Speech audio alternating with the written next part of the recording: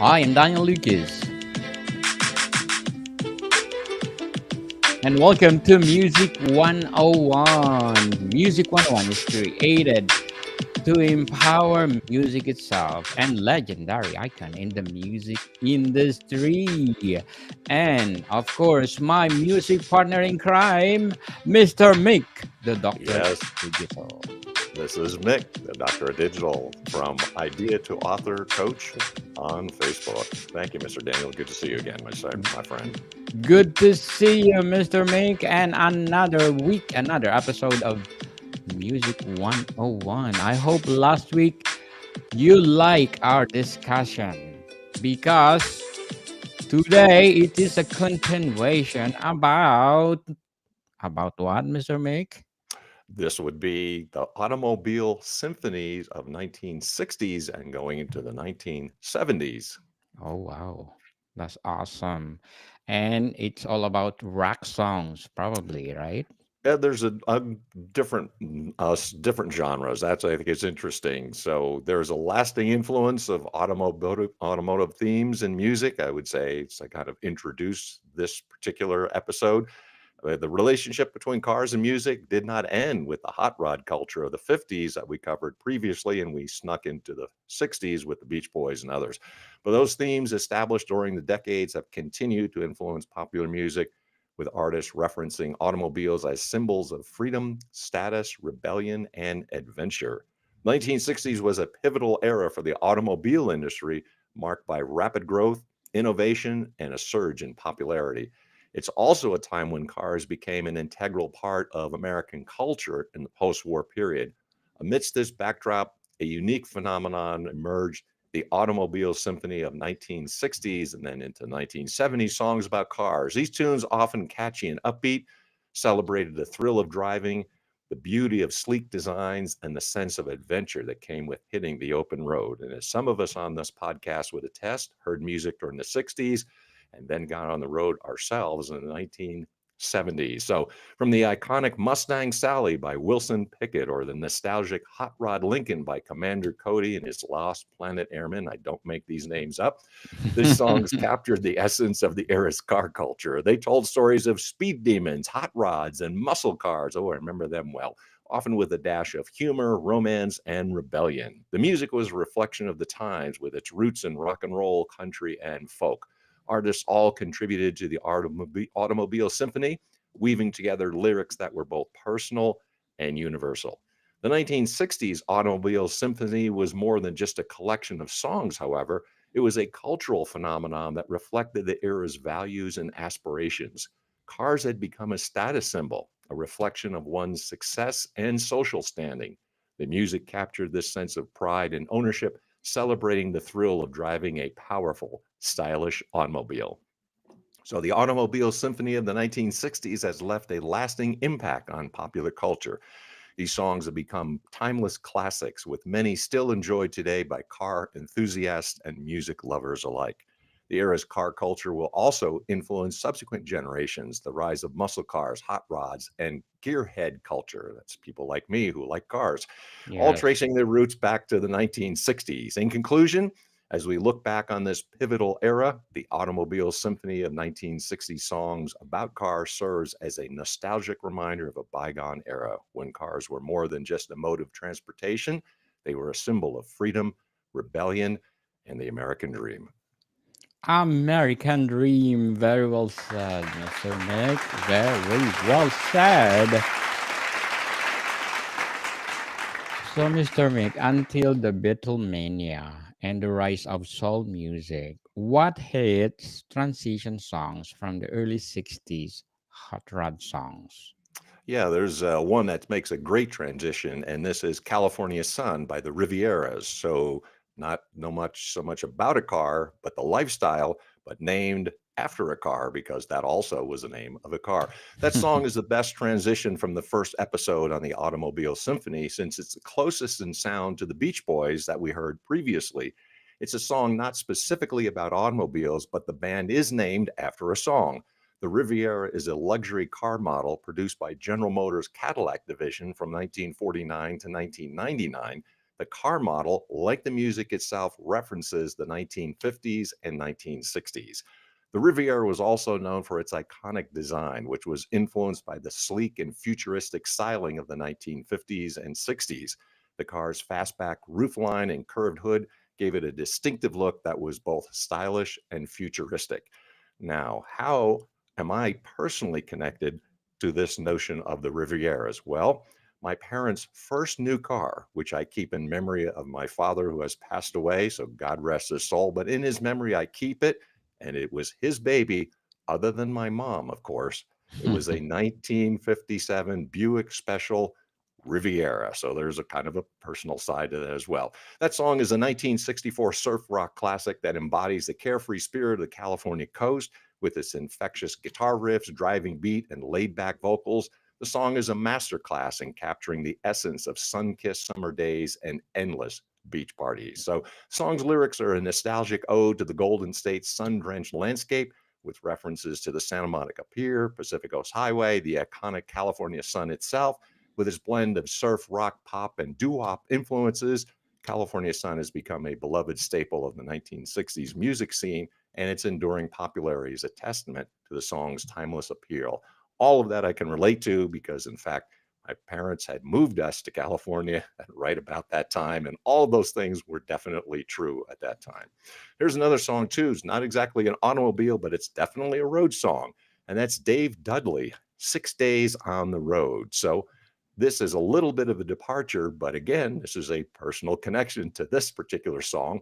It's a tribute and a reference to my beloved grandfather, who also has passed on to his heavenly reward. But he loved this song and he was a truck driver. So, in contrast to the lyrics, though, they mention white pills. He never abused any chemicals, but it's in there. So, this was a classic old school trucker anthems. My grandfather loved this music because he was a truck driver and especially Dave Dudley. So, as a country singer, commemorate the grind of load haulings across the country, dodging cops, and doing whatever it takes to get it home as soon as possible. It's among one of the least glamorous driving songs of all time. It doesn't really celebrate the road as much as present it as an obstacle course full of pratfalls to be avoided and shortcuts to be taken if you know the lay of the land well enough. A wearying life, but one well observed enough to have its own sort of worn in, hard earned dignity. A song this deep in the drudgery doesn't have a lot of major highs, but you got to smile for Dudley a little when he finally reaches his destination in the final verse. He says, "My hometown's a coming in sight. If you think I'm happy, you're right." So, well, that's Yes. interesting about him. Maybe he's the father of truck driving country music, and he founded a whole new genre of country music, a variation of honky tonk and rock influenced country that concentrated lyrically on the lifestyles of truck drivers. And he had a string of top 15 singles that ran through the 60s, while he continued to have top 40 hits well into the 70s, establishing himself as one of the most popular singers of the era. Ironically enough, his career was thrown off track in December of 1960. He was struck by a hit and run driver as he was packing his guitar into his car. But in the summer of 63, had the breakthrough hit, 6 Days on the Road, and then it was a massive success. It peaked at number 2 on the country charts, making the pop top 40. And he had a number of hits, Last Day in the Mines, and he had a Truck Driving Son of a Gun, Truck Driver's Prayer, Anything Leaving Town Today, There Ain't No Easy Run, and 2 6-Packs Away. By the end of the decade, he was also making some conservative good old boy anthems as well. In conclusion, before he passed away, the Teamsters Union awarded him an honorary solid gold membership card. Solid gold. Wow. So thank you for those autumnal songs. Thank you so much.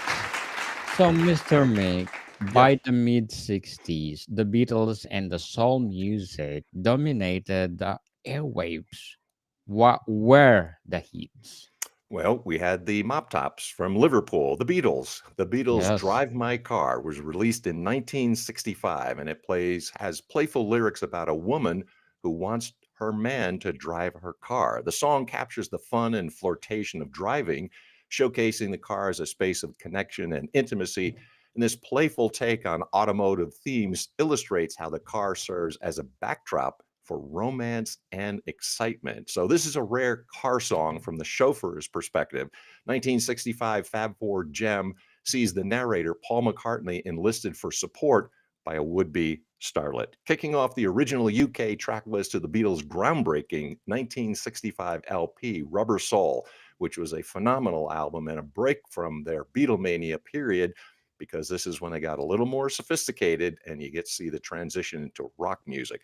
Drive My Car opens in third gear and keeps humming from there. A funny, breezy, rollicking good time for all, even as the actual driving never escapes the theoretical. So, what's this all about?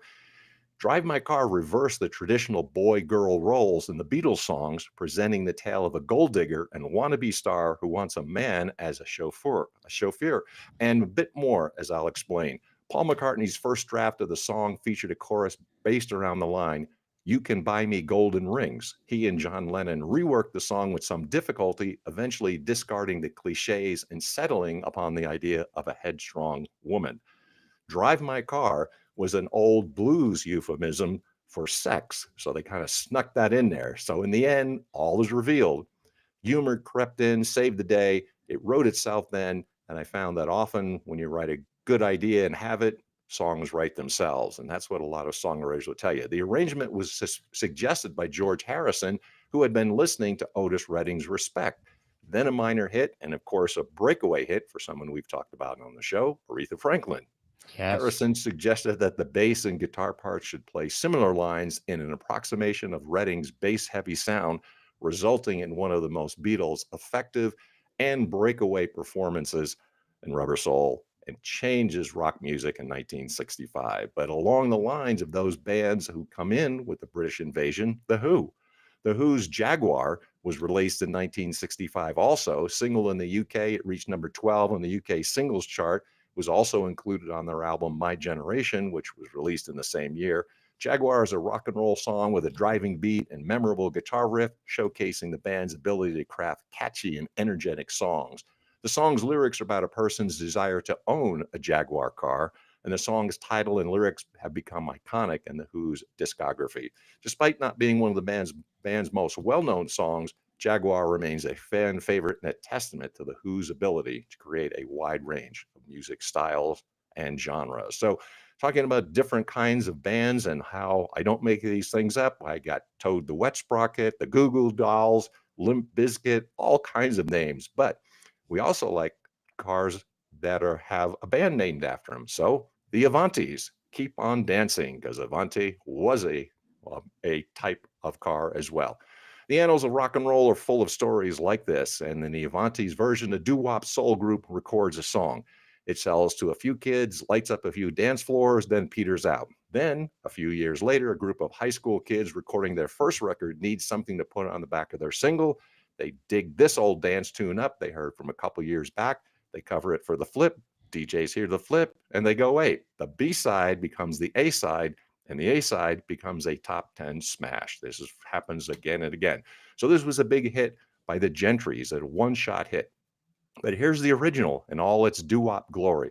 The major difference is that while the Gentrys are doing the jerk and wanting to show them how you work, the Avantis are doing the twist and shaking it like this. The Farfisa organ is so prominent, which is so much in so many 60s songs, and the Gentrys version is downplayed by the Avantis in favor of saxes and trumpets. In fact, the organ breaks you're familiar with, that kind of go dum, dum, dum, dum, diddy, diddy, diddy, are played by the horns Yes. here. Plus, the Avanti's version is a bit slower in a different key, but still, it's a workout of a version. The Avantis get wilder on I Wanna Dance while they decide to pick up the speed a bit. So you have a choice. Keep on Dancing by the Gentrys, more frantic frat version, or the Avantis, more soulful one. Personally, they're both two great versions, but the Avantis kind of slower and more soul oriented. But speaking of soul, we got to mention Mustang Sally by Wilson Pickett. Wicked Wilson Yes. Pickett, they called him. Originally written and recorded by Mac Rice in 1965, famously covered by Wilson in 1966, offers a glimpse into the allure of the Ford Mustang, which is one of the most iconic cars of all time. Tells the story of a woman who loves her Mustang, showcasing the car as a symbol of independence and liberation. And this catchy chorus and energetic rhythm, plus the great vocals of Wilson Pickett, make it a timeless classic. And it's a funky, slow grooving R&B hit for Wilson Pickett. Mustang Sally is an anguished rebuke to a woman who's gifted a brand new car. And what she does, she promptly speeds off, leaving her so called sugar daddy in the dust. So, with crisp precision, a solid bass groove, and hot licks spitting out from the electric organ, Mustang Sally oozes 60s R&B cool. This isn't about just driving from point A to point B. It's the soundtrack to a boastful, luxurious ride around town in your toy. Pickett sells his expiration nicely, and those backup vocals chime in on the ladies' side with Ride, Sally, Ride. Last one of the decade, I'm going to mention the GTO's Permanent Damage 1969. And this is an LA girl band that only released a single album, 1969's Permanent Damage, but of course, named after a band, when they get there, originally called the Cherry Sisters, then the Laurel Canyon Ballet Company. And who produced them? But the unusual, out there, far as you can get, Frank Zappa. He finally dubbed them GTO, which is, of course, named after a song, Pontiac GTO, or after a car. Girls together outrageously. So, in conclusion, girls together once seems very apt. Yes. Mustang Sally. Thank you so much. Great song. Great song. So, Mr. Mick, what are the 1970s songs about cars? Yes, in the 70s, there were some of us on this podcast who started driving, so this also really hits home. In 70s, also rock music took a center stage, as you see the break with the Beatles after 65. Relationship between cars and music deepened. The automobile was embraced as a symbol of power, individuality, and the rock lifestyle. Songs from this era often highlighted the thrill of driving, the wildness of youth, and the desire for freedom. And here's some lyrics from a song, including a car reference. Riding a Stutz Bearcat Jim, which is an older style of car. There were different times the poet studied the rules of verse when the ladies rolled their eyes. And this, of course, this is a personal connection because this was a well-known song by Ian Hunter, book that I wrote about him as well. So Sweet Jane is a song written by Lou Reed, first recorded by the Velvet Underground in 1970 on their album Loaded. The song was not released as a single by the Velvet Underground, but it's since become one of the most popular and enduring songs because the previous band of Ian Hunter was, of course, Mott the Hoople. They recorded a cover of Sweet Jane in 1972, was released as a single, became a hit. Ian Hunter, lead singer of Mott the Hoople, also recorded numerous times. And you can read more about Ian Hunter in my book, On Track, Ian Hunter. So that one's got a personal connection, I guess, as well, too.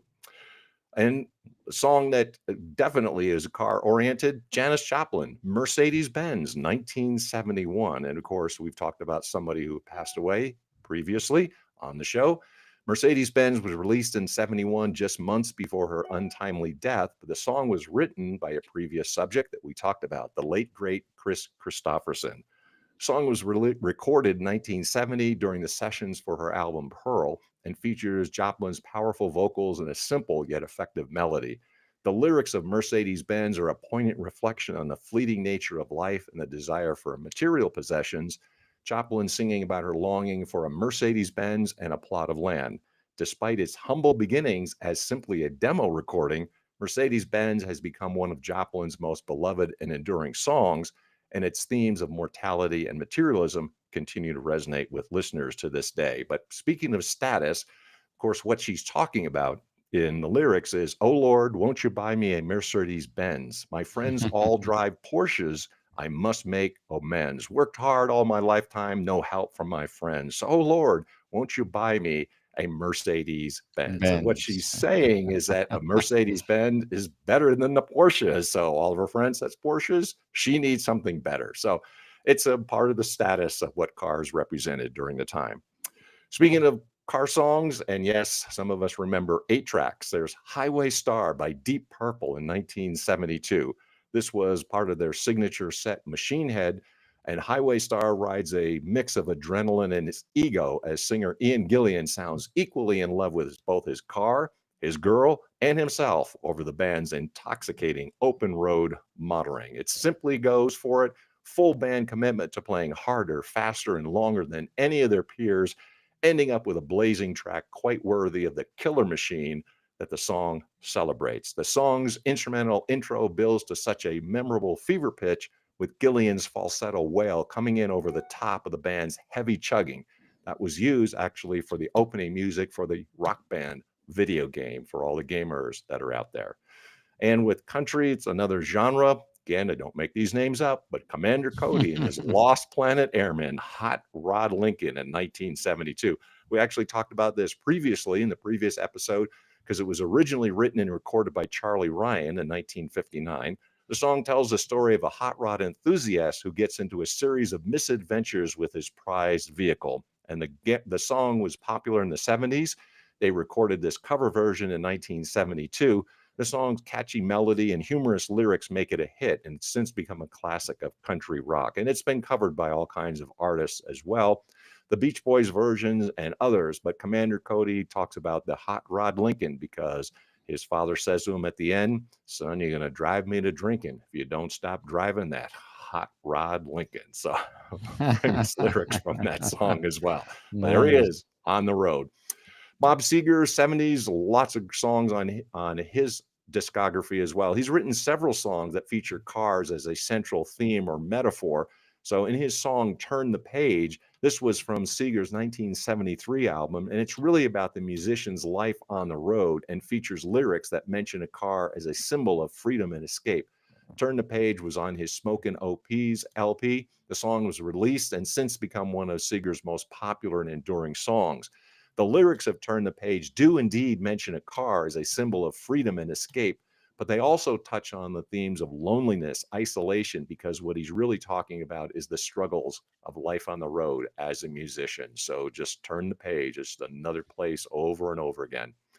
So if we're talking about the same year, 73, how about Radar Love by Golden Earring? So it's really difficult to pick out a favorite car song, but in some ways, this remains my favorite. This is the 70s road rave up from the Dutch rockers, Golden Earring.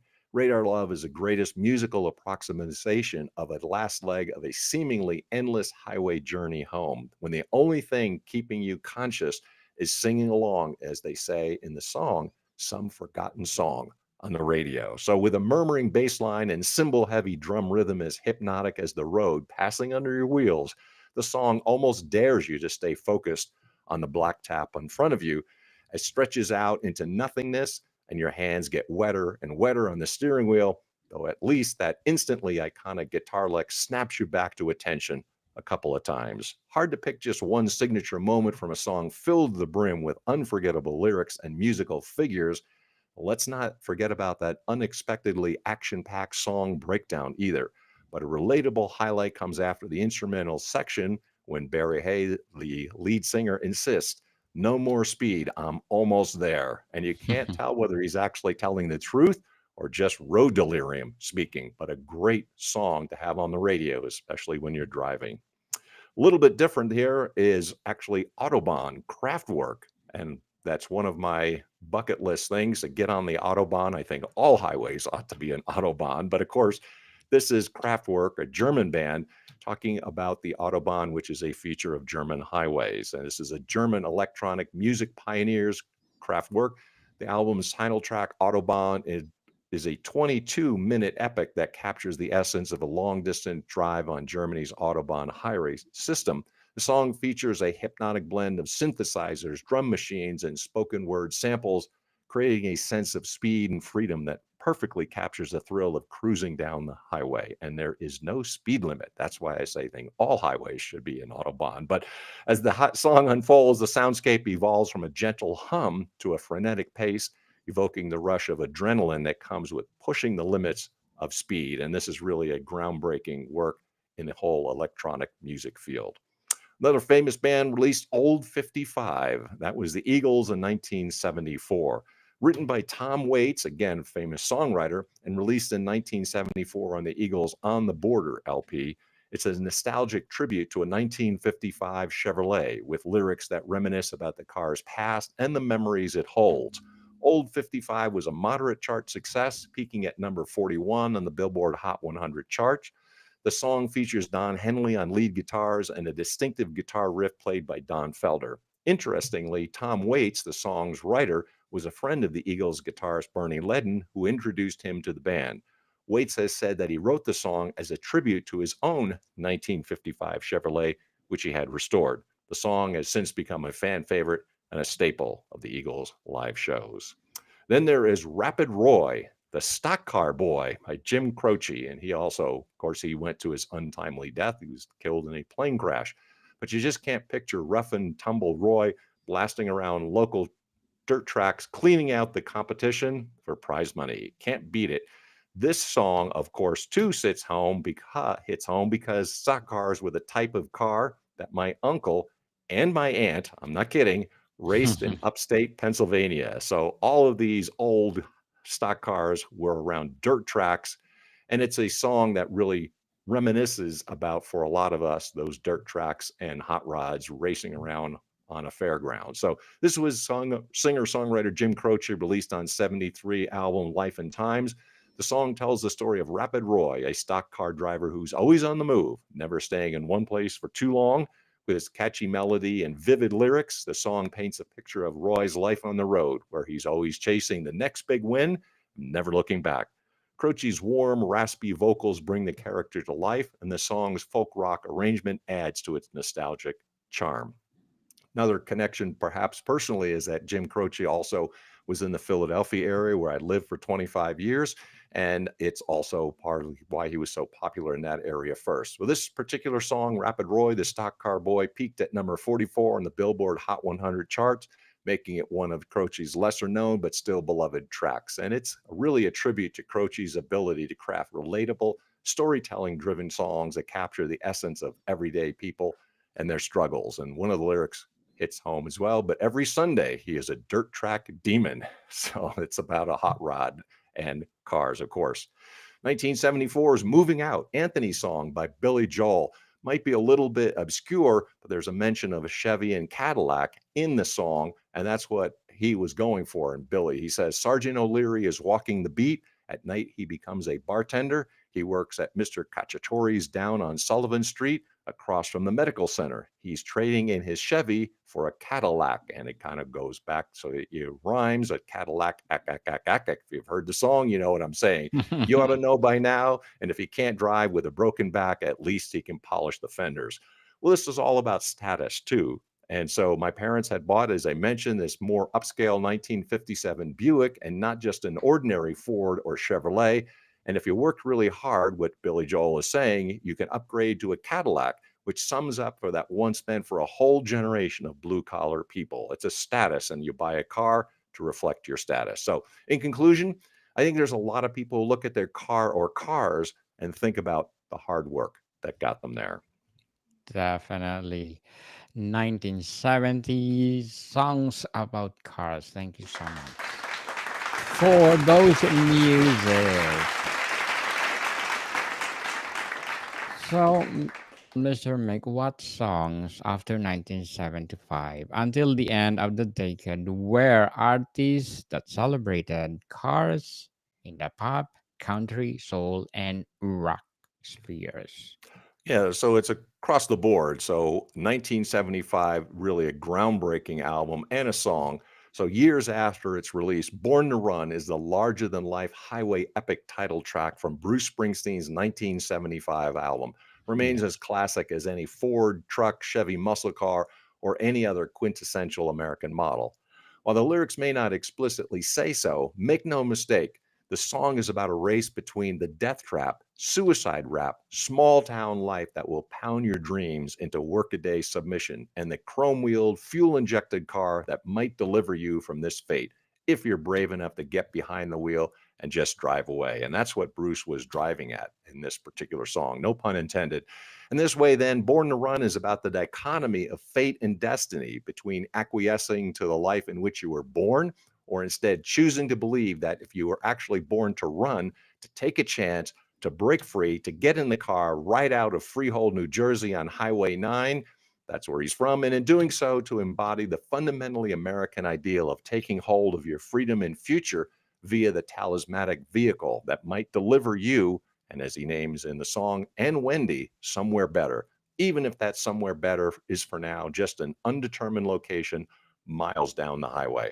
The famous wall of sound structure to Born is especially pronounced in the climax, where Bruce preaches that he wants to die with Wendy in an everlasting kiss before the E Street Band launches into a crescendo of drums, guitars, and keys, which crashes and gives way to a resurgent boss, protesting that while the highway is jammed with broken heroes on a last chance power drive, his own quest will not be deterred by such gridlock. It's a great song. It's a really phenomenal album. It's all good songs on that.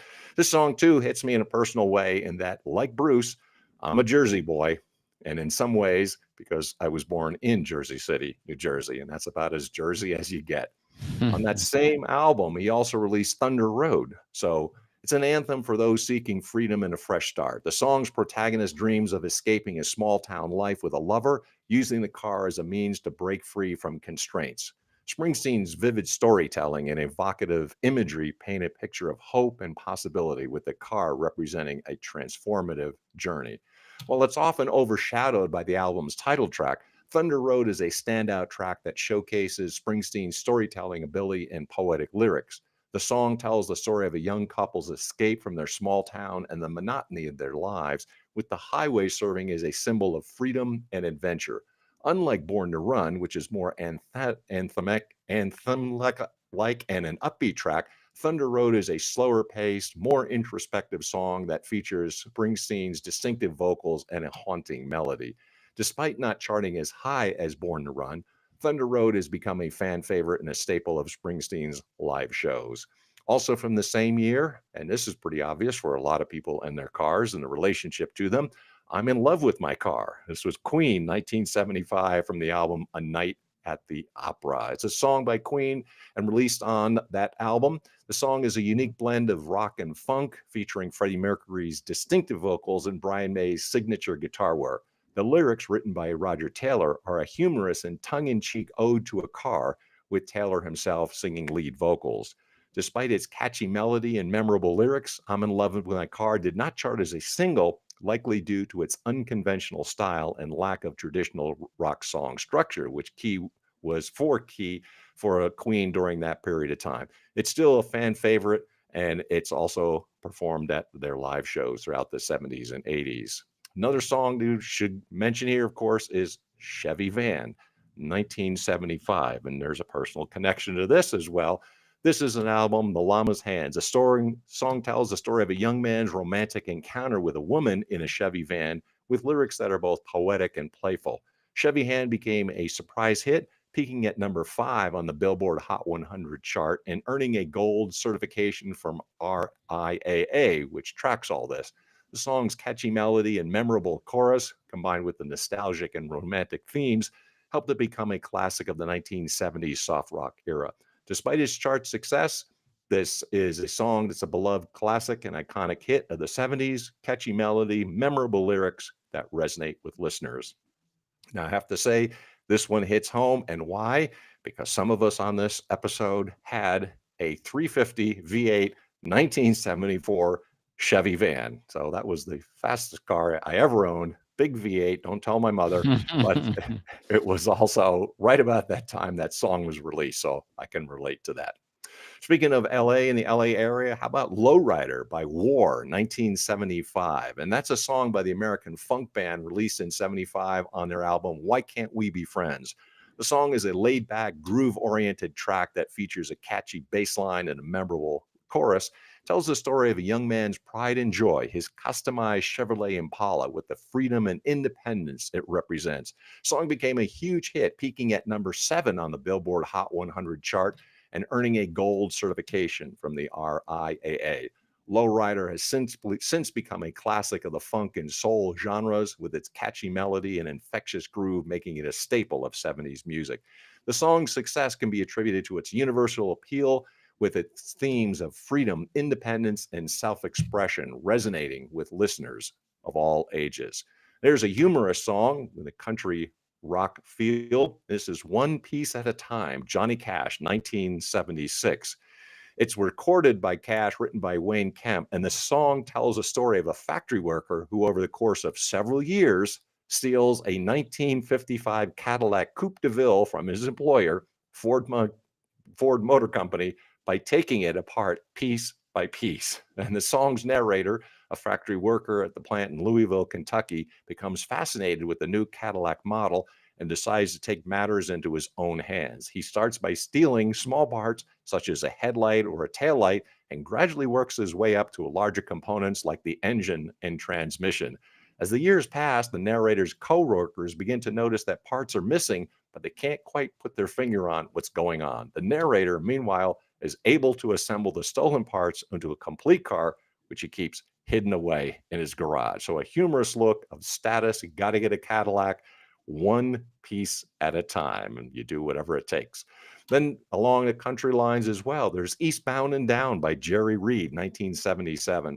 This is a song that was released on his album Eastbound and Down. The song was specifically written for the film Smokey and the Bandit, in which Reed starred alongside Burt Reynolds and Jackie Gleason. The song's catchy melody and memorable lyrics, which tell the story of a truck driver's journey from Texas to Georgia, became a huge hit, peaking at #2 on the Billboard Hot Country Songs chart, earning a gold certification from the RIAA. The song has since become a classic of country music, with its themes of freedom, adventure, and the open road resonating with listeners. Eastbound and Down has been featured in numerous films, TV shows, and commercials, including the 2006 film Talladega Nights, the Ballad of Ricky Bobby, in which it was prominently featured. On the highway, yes, we've got to mention, of course, Highway to Hell, AC/DC, Yes. 1979. It's a song by that Australian hard rock band AC/DC from their album the same name. The song is a high energy rock anthem that features the band's signature riff based sound and Bon Scott's distinctive vocals. Highway to Hell was a major hit, peaking at number 47 on the Billboard Hot 100 chart and earning a gold certification from the RIAA. The song has since become one of AC/DC's most popular and enduring tracks, with its themes of rebellion and freedom resonating with fans around the world. Highway to Hell, the album, was also a commercial success, reaching number 17 on the Billboard chart and cementing AC/DC's status as one of the world's top rock bands. So, in conclusion, we got all kinds of songs throughout that 70s, and thinking about summing up the 60s and the 70s. Definitely. So, how do we conclude the Automobile Symphony of the 60s and 70s, Mr. May? So, the Automobile Symphony of the 60s and 70s, rock songs and others, refers to the distinctive sound and style that emerged during the era, characterized by the use of electric guitars, powerful drumming, and soaring vocals. This symphony of sound was often accompanied by lyrics that explored the themes of freedom, rebellion, the open road, and status, reflecting the cultural and social changes of the time.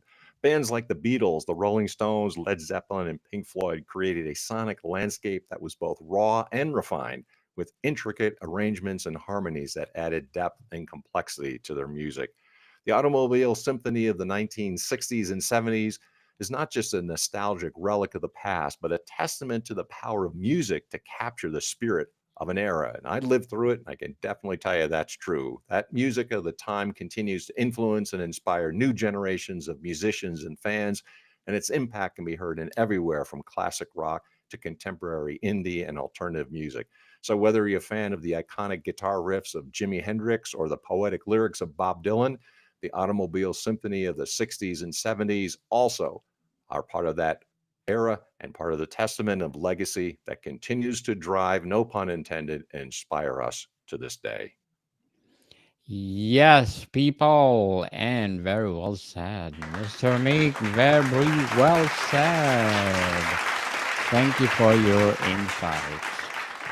The Automobile Symphony of the 1960s and 1970s was harmonious blend of innovation, style, and cultural expression. This era marked the golden age of the muscle cars. Muscle cars, Love like it. I yes, like models like the Ford Mustang, Chevrolet, or Camaro, and Dodge Charger, roaring onto the scene embodying power and freedom. You got it. Yes, yes, yes, people. Another great episode on Music 101. I hope you like it. And for sure, we have a third part for this automobile songs or symphony. Don't you think, Mr. Mick? You never know. There may be more songs coming down the pike. Definitely. So, people, I'm inviting you to please do listen to my other podcast, Book 101 Review, on my fifth season, people. And please do listen to my feature author of the month of December, award winning and best selling author, Mr. Harry Turtle Dab. Mr. Mick, speaking of Ian Hunter. Yes, I got a book on track Ian Hunter, available on Amazon. And if you want to know more about Sweet Jane, which was mentioned in the episode, and others, by all means, check that one out. So, the Idea to Author Coach on Facebook. Glad to help anybody who's thinking of writing. Yes. And of course, your podcast, The Doctor Digital. Doctor Digital, yes, you bet.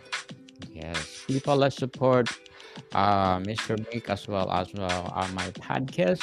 Of course, Music 101, so that we will produce more episodes to come. So, Mr. Mick, thank you for your time. Thank you, Mr. Daniel. Good to see you, my friend, as always. Bodyguard people, see you soon.